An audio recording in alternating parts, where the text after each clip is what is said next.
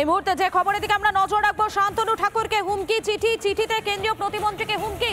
সেই চিঠির ছবি আপনাদেরকে দেখাচ্ছি এই মুহূর্তে, দেখতেই পাচ্ছেন আপনারা।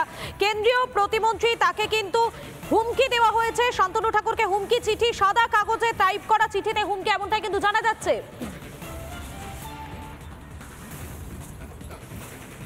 এই মুহূর্তে যে ছবি আপনাদেরকে দেখাচ্ছি, শান্তনু ঠাকুর, তাকে রীতিমতো হুমকি দেওয়া হয়েছে, একটি চিঠি দেওয়া হয়েছে তাকে, এমনটাই কিন্তু জানা যাচ্ছে। সেই চিঠিতে হুমকি দেওয়া হয়েছে শান্তনু ঠাকুরকে, সাদা কাগজে টাইপ করা একটি চিঠি, এবং সেই চিঠিতে হুমকি দেওয়া হয়েছে। আমাদের সঙ্গে টেলিফোন লাইনে রয়েছেন আমাদের অ্যাসিস্ট্যান্ট এডিটর ঈশানদেব চট্টোপাধ্যায়। ঈশানদেব, এই বিষয়ে আর কি কি তথ্য রয়েছে তোমার কাছে?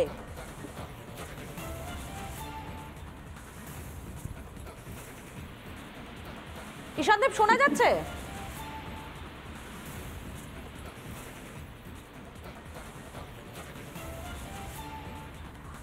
আমরা আবারও যোগাযোগ করবো আমাদের অ্যাসিস্ট্যান্ট এডিটর ঈশানদেব চট্টোপাধ্যায়ের সঙ্গে। তবে যে ছবিটা এই মুহূর্তে আপনাদেরকে দেখাচ্ছিলাম, একটি সাদা কাগজ, এবং সেই সাদা কাগজে টাইপ করা রয়েছে কিছু, এবং যেমনটা জানা যাচ্ছে যে শান্তনু ঠাকুর, কেন্দ্রীয় প্রতিমন্ত্রী, তাকে রীতিমতো হুমকি দেওয়া হয়েছে। সেই ছবি আপনাদেরকে দেখাচ্ছি এই মুহূর্তে।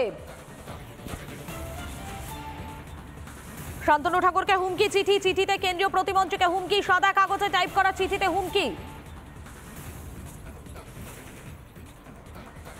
আমাদের সঙ্গে রয়েছেন আমাদের অ্যাসিস্ট্যান্ট এডিটর ঈশানদেব চট্টোপাধ্যায় রয়েছেন। ঈশানদেব, এই বিষয়ে বিস্তারিতভাবে জানতে চাইবো।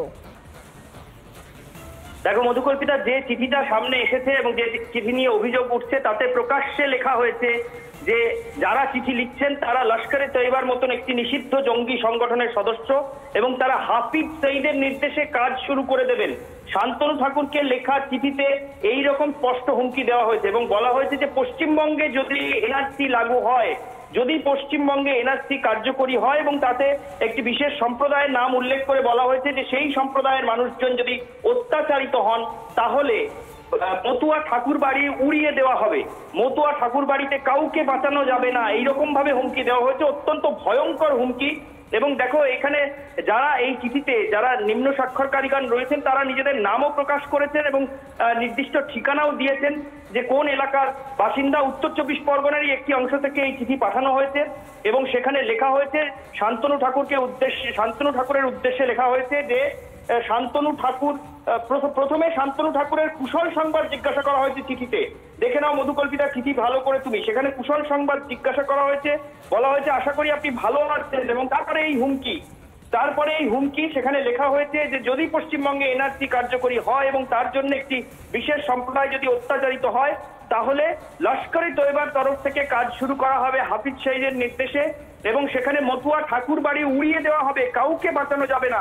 এইরকম ভয়ঙ্কর হুমকি কিন্তু এই চিঠিতে দেওয়া হয়েছে। এবং একজন সাংসদ, বনগাঁ লোকসভা কেন্দ্রের সাংসদ তথা দেশের সরকারের প্রতিমন্ত্রী শান্তনু ঠাকুর, যিনি এবারও নির্বাচনে লড়ছেন, যিনি মতুয়া মহাসংঘের সংঘাধিপতি, তাকে সরাসরি চিঠি লিখে নিজেদের নাম ঠিকানা প্রকাশ করে এইভাবে হুমকি দেওয়া এবং নিজেকে লস্করে তৈবার সদস্য বলে দাবি করা, কতটা বেপরোয়া হয়ে না উঠলে এই ধরনের চিঠি কারোর পক্ষে পাঠানো সম্ভব শান্তনু ঠাকুরের মতন একজন কেন্দ্রীয় মন্ত্রীকে, সেটা নিয়ে সত্যিই প্রশ্ন উঠে যাচ্ছে।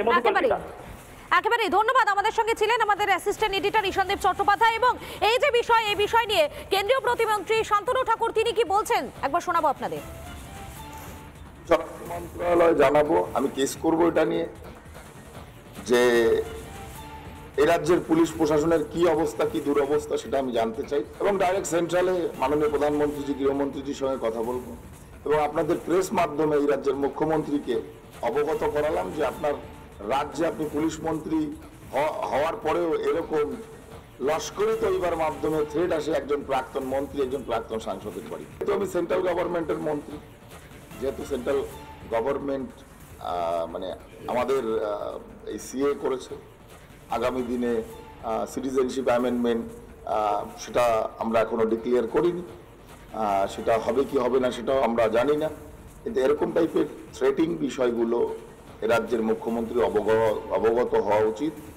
আমার মনে হয় রাজ্যের প্রশাসন যদি সুস্থ থাকে তাহলে এর বিরুদ্ধে অ্যাকশন নেওয়া উচিত।